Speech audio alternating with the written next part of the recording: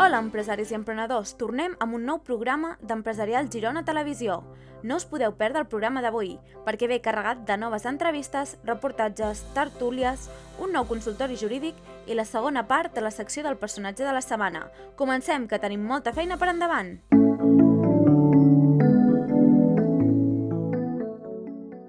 La pandèmia del coronavirus ha provocat que en un 90% de les empreses gironines gestionades per dones s'hagin digitalitzat i venguin a través d'internet. Des de l'Associació Gironina d'Empresàries, l'AGE, assenyalen que arran de les dificultats provocades pels tancaments, molts negocis que abans no estaven a la xarxa o hi eren de manera residual hagin potenciat aquest aspecte. En molts casos es tracta de comerços que han trobat a internet una nova finestra on poder oferir els seus productes. Des de l'AGE, però, assenyalen que en molts casos la botiga en línia és un reclam per anar a comprar físicament. L'entitat destaca la importància de l'associacionisme per tal de poder aportar solucions conjuntes i superar les dificultats que ens planteja la pandèmia. La presidenta de l'entitat, Maria Rosa Agustí, explica que moltes de les empreses no han tancat amb la crisi en bona part perquè estan dins d'una associació. Una d'aquestes solucions ha estat l'impuls de la plataforma Girona Zone, una botiga en línia en la qual es poden comprar productes i serveis de les empreses adherides a l'AGE. I és que si fa un any moltes petites empreses gironines gestionades per dones encara no havien obert aquesta línia de negoci, actualment el 90% ja la tenen en funcionament. El mercat immobiliari està agafant embranzida aquest 2021 a Girona, d'acord amb les darreres dades de l'Institut Nacional d'Estadística que confirmen una pujada del 13,5% del número de compra-vendes d'habitatges a la província respecte al febrer de l'any passat. Això es tradueix en 1.060 operacions, uns números insòlits en temps de pandèmia i semblants als que hi havia abans de la irrupció del Covid. De fet, cal retrocedir fins al juliol del 2019 per trobar una xifra superior, 1.070 operacions de compra-venda, símptoma que les transmissions d'habitatge estan deixant enrere els pitjors moments de la pandèmia. Les dades de febrer trenquen també una dinàmica negativa present des del novembre passat. No obstant això, la recuperació ha estat més o menys sostinguda des del maig del 2020, mes en el qual es va tocar fons amb menys de 500 operacions, la xifra més baixa en els últims temps. La crescuda de les compravendes no només s'han produït en habitatges nous, 877 operacions, sinó també en els de segona mà, 183 operacions. Tot i els bons números de Girona, al conjunt de Catalunya es van comprar 6.460 habitatges durant el mes de febrer, un 6,7% menys respecte al mateix període de l'any anterior. La davallada és menys acusada respecte al gener, quan el nombre de compravendes va caure un 12,4% en termes interanuals, però contrasta amb el creixement del 5,6% i del 6,4% del novembre i desembre respectivament.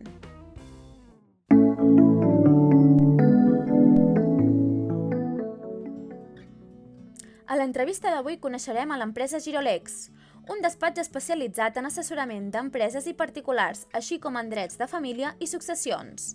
En Manel Luque i l'Albert Flores ens explicaran una mica més sobre la seva empresa i com ha superat la crisi del Covid-19. Endavant, us escoltem! Girolex és un despatx d'advocats que oferim serveis jurídics especialitzats on aportem un valor. Quins són els nostres valors? La transparència, el compromís i la sinceritat. Som un despatx proactiu, que donem valor al client i l'oferim poder obtenir la màxima tranquil·litat legal. Girolex és un despatx gironí que té seu a Girona i a Blanes, que prestem els nostres serveis arreu de Catalunya i satisfem totes les necessitats concurrents de pimes, autònoms i particulars a través de diferents àrees especialitzades del dret dirigits per una advocada o advocat experts en la matèria. Naixem al febrer del 2020. Som fruit de la unió de 3 advocats, de l'Albert Flores, d'en Ricard Hospital i de Manel Luque, amb més de 10 anys d'experiència al sector. De seguida es va incorporar l'Elna Guillemet a l'equip i ara, darrerament, hem formalitzat la fusió amb el Departament de Legal i Família dirigit per la Mariona Arpí. Nosaltres prestem serveis jurídics especialitzats cobrint totes les necessitats integrals de pimes i autònoms, tant a nivell preventiu com també a nivell judicial. Tanmateix, també cobrim totes les necessitats dels particulars amb les nostres àrees especialitzades de laboral, civil, penal i mercantil. Tanmateix, a través del Departament de Legal i Família, hem potenciat la branca de Dret i Família dirigida per l'advocada Mariona Arpí. Els nostres projectes és, en primer lloc, consolidar la marca i, en segon lloc, seguir creixent per arribar a convertir-nos en un despatx de referència del sector a nivell gironí. Com ho farem? A través de l'especialització, a través de la captació del talent i també a través o ajudant-nos de les noves tecnologies. En un primer moment sí que l'afectació del Covid a l'empresa, com qualsevol altra, i arrel del decret d'estat d'alarma, sí que va suposar un tancament de l'oficina. Per tant, la presencialitat en el despatx es va eliminar, també així com les visites que nosaltres fèiem amb els clients, bé en les seves empreses i eventualment com podia ser a casa d'algun particular. Així mateix, això també va suposar perdre aquest contacte més personal i més directe que ens agrada amb els clients. Tot i això, sí que l'advocacia va ser declarada un servei essencial i, per tant, sí que ens permetia prestar certs serveis. No va ser un bloqueig i un tancament de forma d'un dia per l'altre, sinó que sí que ens va permetre poder seguir treballant durant aquest temps i ens vam poder adaptar, certament. Doncs, en relació a com hem superat aquesta situació, indicar-te que a través de nosaltres utilitzem un programa de gestió, que tenim informatitzat tots els expedients, totes les dades i totes les actuacions que anem desenvolupant amb els clients. Per tant, d'aquesta forma, des de qualsevol lloc podem treballar remotament i sense cap impediment. D'altra banda, també hem potenciat molt qualsevol reunió tant amb els propis equips de treball com amb els clients a través de videoconferències, sempre i quan ha estat possible. En relació a les mesures que hem implementat, són les sanitàries sobradament conegudes, és a dir, desinfecció en el moment que s'entra al despatx, ús obligatori de la mascareta i desinfecció dels espais comuns, tant abans d'utilitzar-los com després d'utilitzar-los. Després, a nivell d'atenció al client, com et comentava, sempre que és possible implementació de sistemes de videoconferència i a nivell intern i de grup i d'equip de treball, reduint la presencialitat en el despatx i potenciant el teletreball. Sí, efectivament, coneixem a l'AGE, som afiliats, socis des de fa molt de temps, hem assistit a diferents jornades i conferències que han programat i creiem que és una bona associació perquè sempre crea sinergia i teixit empresarial a nivell gironí, permet conèixer gent i facilitar contactes.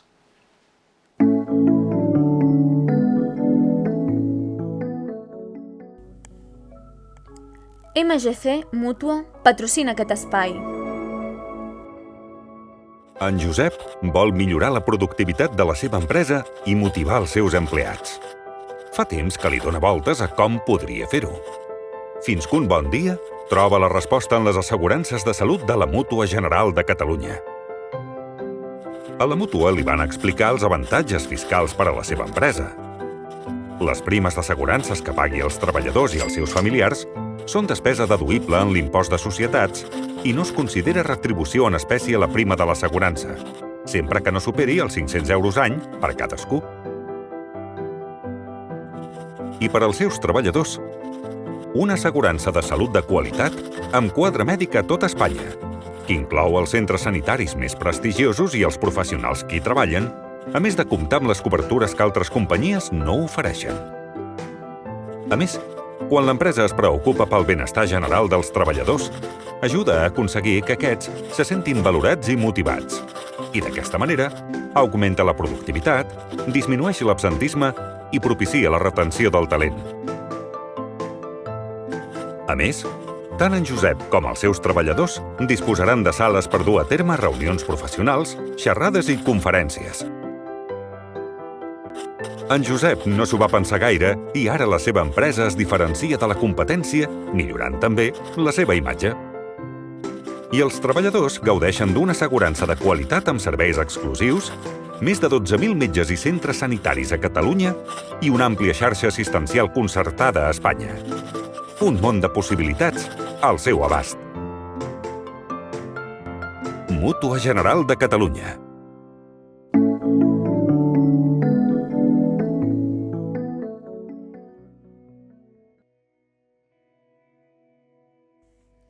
Ja tenim aquí un nou consultori legal de la mà de Prat Sàbat Advocats. Avui tenim amb nosaltres en Joan Blanco, que ens parlarà sobre què és el registre retributiu i quina és la seva finalitat. Des del passat 14 d'abril, totes les empreses estan obligades a tenir un registre retributiu de tota la seva plantilla com a conseqüència de l'entrada en vigor del Reial Decret d'Igualtat Retributiva entre dones i homes. El registre retributiu és un arxiu en el qual s'han de fer constar els valors mitjans dels salaris, els complements salarials i les percepcions extrasalarials que percebin tots els treballadors d'una empresa separats per sexe. El període de referència del registre retributiu, amb caràcter general, serà l'any natural i hi tindran accés els treballadors per mitjà de la seva representació sindical. En el cas que l'empresa no tingui representació sindical, aquesta informació es facilitarà directament als treballadors, però únicament se'ls facilitarà les diferències perceptuals que hi puguin existir entre les mitjanes de les retribucions d'homes i dones. El registre retributiu ha d'incloure i ha de contemplar a tota la plantilla de l'empresa i, per tant, també s'han d'incloure els alts càrrecs i els alts directius. Per altra banda, les empreses que estiguin obligades a tenir un pla d'igualtat també estaran obligades a realitzar una auditoria retributiva. L'objectiu de l'auditoria retributiva és comprovar que el sistema retributiu de l'empresa compleixi amb el principi d'igualtat entre dones i homes. Finalment, la normativa també preveu sancions elevades per les empreses incomplidores. Per aquest motiu, des de Prat Sàbat Advocats, els recomanem que en el cas que no hagin fet encara, s'assessorin degudament al respecte.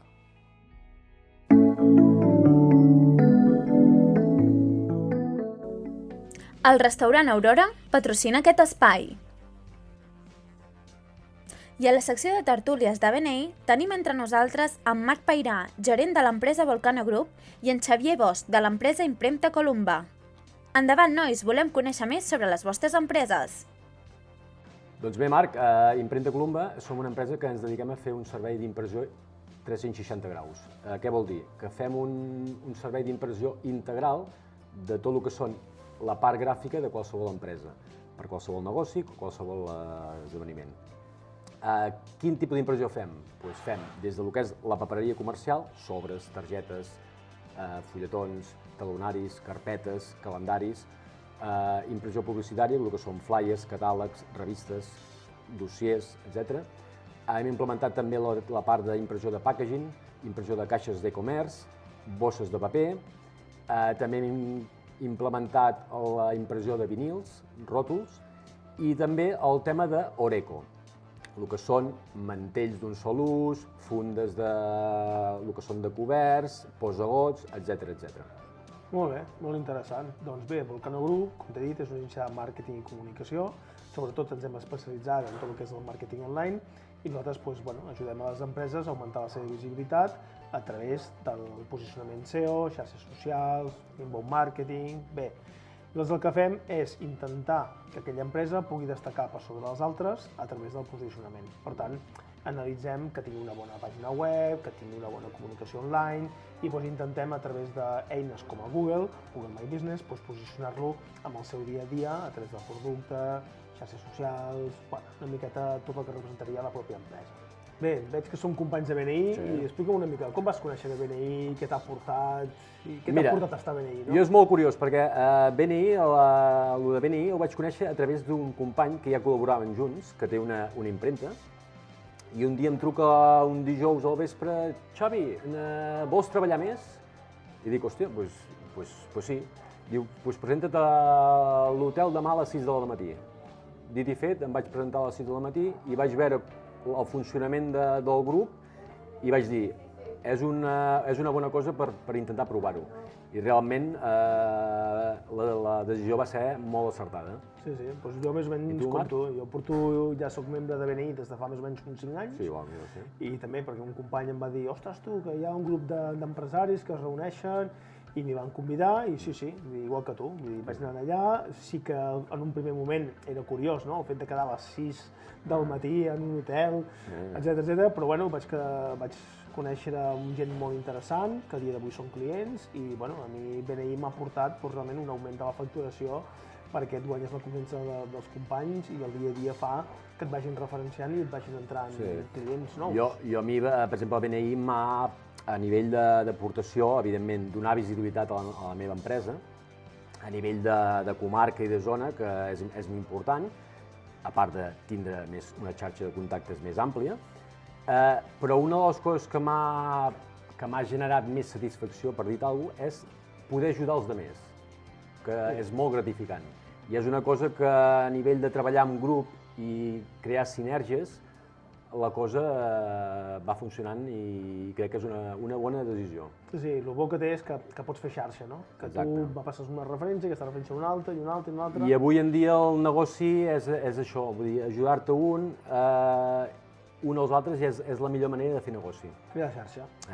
I, evidentment, creant xarxa, una altra cosa que m'ha funcionat molt bé és que a nivell de conèixer altres empresaris m'ha servit per poder canviar la metodologia de la meva empresa, perquè a vegades un et dirà jo faig això o altre, i ho pots aplicar al teu negoci, i m'ha ajudat també en aquest sentit. Totalment d'acord, és que ja no és els clients que tu puguis fer, sinó també l'experiència que pots compartir. I jo crec que això et fa créixer com a persona i com a empresari.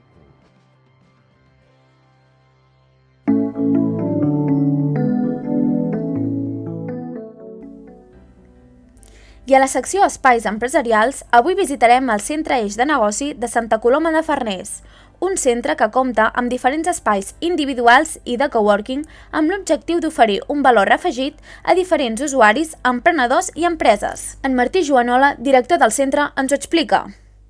El Centre Eix de Negoci de Santa Coloma de Farners és, en diem sempre, el punt de referència per tot emprenedor. I quan diem punt de referència és perquè és molt més que un espai. És un lloc on l'emprenedor troba, entre altres coses, serveis, formacions i el propi espai, troba el més important que necessita un emprenedor quan comença, que és el suport, diguéssim, en el seu projecte i les sinergies necessàries, tant a nivell tècniques com a nivell de persona, per poder tirar endavant el seu projecte.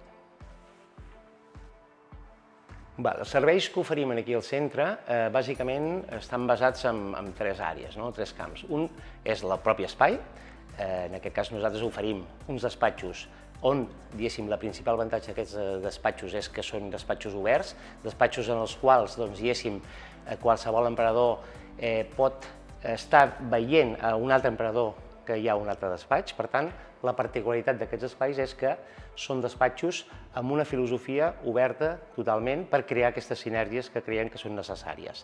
També oferim espais comuns com són les sales de reunions i una sala de formació en la qual, diguéssim, el que busquem és que el propi emprenedor sigui el que ell mateix acabi, diguéssim, fent algun taller o proposant alguna idea que pot ser beneficiosa per a altres emprenedors.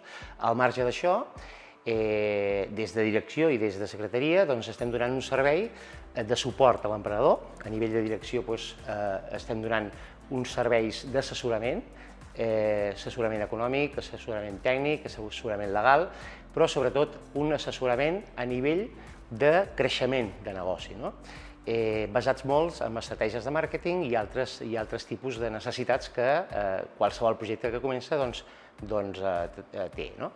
A part d'això, un servei també bastant interessant que estem oferint aquí és tot un servei d'administratiu, és a dir, tot un servei de suport en aquella tasca que moltes vegades en qualsevol idea, en qualsevol projecte és necessari, i en una empresa encara més, que és aquest servei de tenir una atenció administrativa per aquesta branca cobrir-la.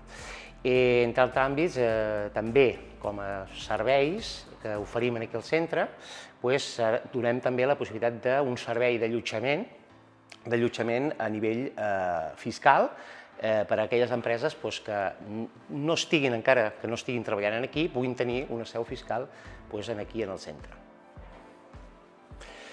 Actualment aquí al Centre de Negoci tenim 23 empreses ubicades i que estan treballant des d'aquí al centre. A l'espais tenim dos tipus d'espais, un espai que és l'espai de coworking, que actualment hi tenim unes 12 empreses treballant-hi.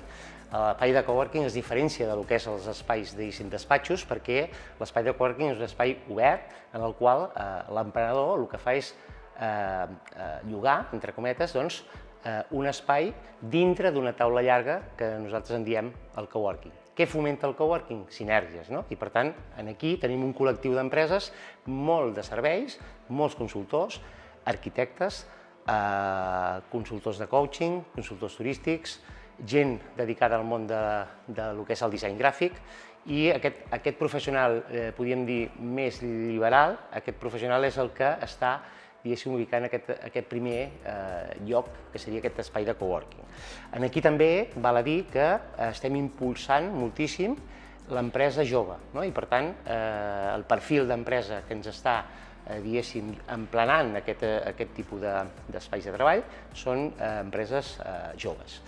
Per altra banda, en els despatxos, tenim 11 despatxos, actualment els tenim totalment plens, i aquí sí que es dona la particularitat que són empreses que podríem dir que tenen un creixement o tenen una certa escalabilitat i tenim des d'empreses com una aplicació dirigida a restauració que actualment ja ha aconseguit rondes d'inversió i per tant està creixent i ja compta amb 5 o 6 treballadors, com empreses des de l'àmbit del packaging, del disseny gràfic, del màrqueting digital, advocats, etc. Per tant, tenim o intentem que aquestes empreses que s'ubiquen al centre sempre es puguin complementar. Què vol dir complementar? Que puguin inclús entre ells fer negoci, que això és el que es pretén. Si vols saber com acaba l'entrevista, no et perdis el proper programa, amb un exemple d'empresa del Viver.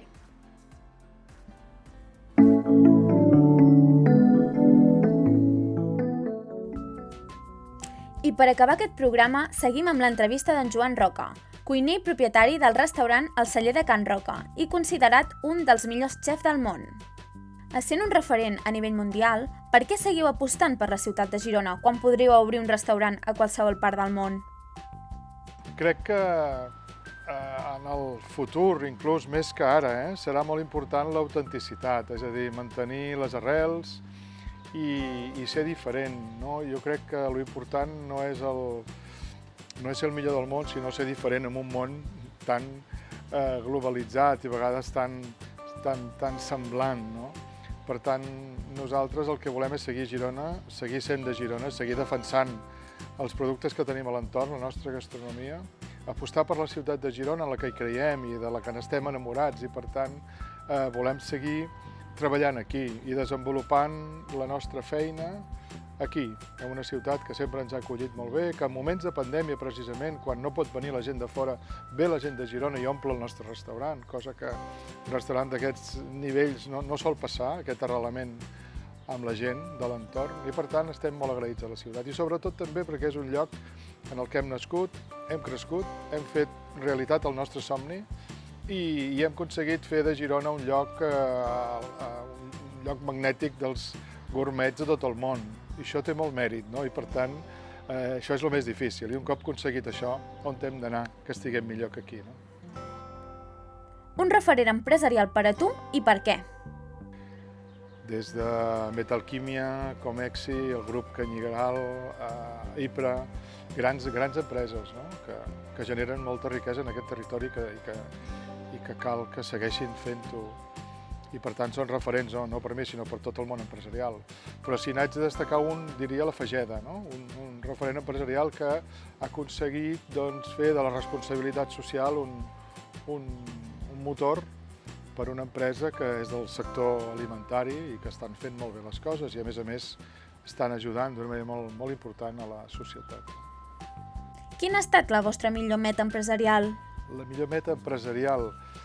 Ostres, nosaltres hem funcionat a vegades més amb el cor que amb el cap, i també el nostre sistema de funcionar i de créixer empresarialment ha estat molt orgànic.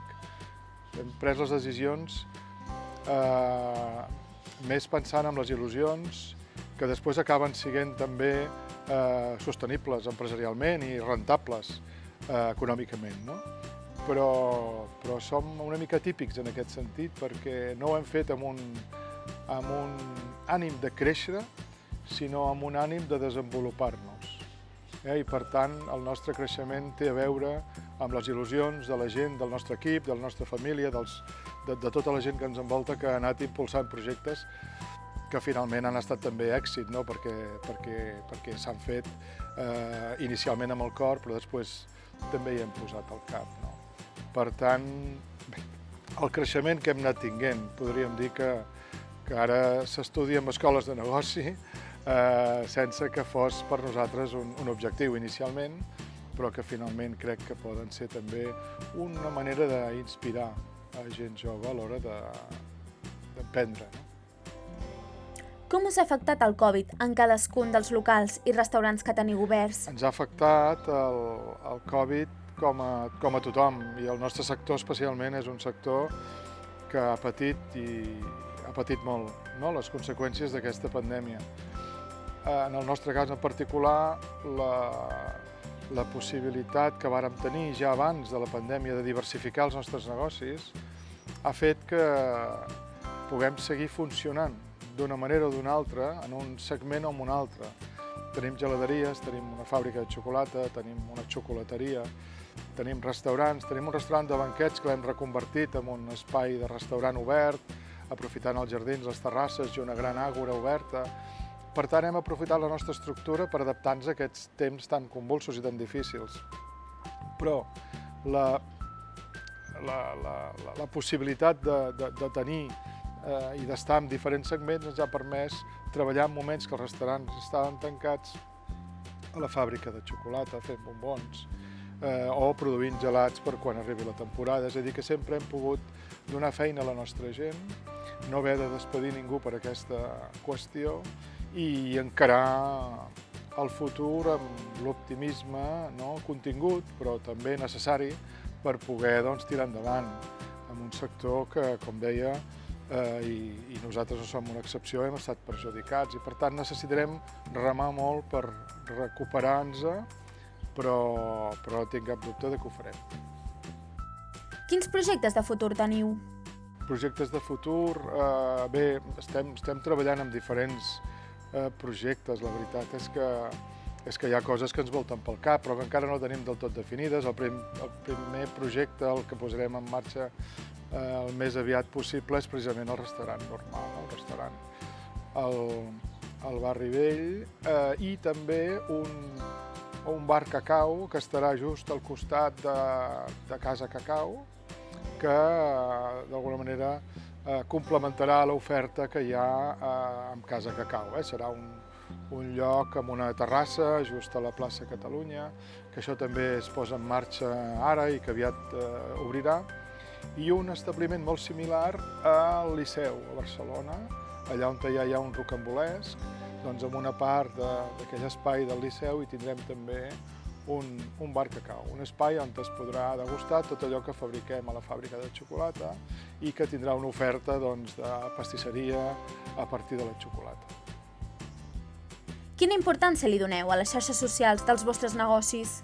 Les xarxes socials són importants per comunicar, per explicar què estem fent, per explicar nous projectes i per intentar transmetre l'atmosfera que hi ha a cadascun dels nostres negocis. Tenim una xarxa per cada model de negoci, i per tant cadascun explica allò que en cada cas es creu que és important comunicar. No hi ha una idea homogènia, sinó aquesta idea de que cadascuna tingui i desenvolupi la seva pròpia personalitat. I fins aquí el programa d'avui. Gràcies a tots i ens retrobem la setmana vinent amb més empreses, més entrevistes, més novetats i més personatges. Bons negocis a tothom!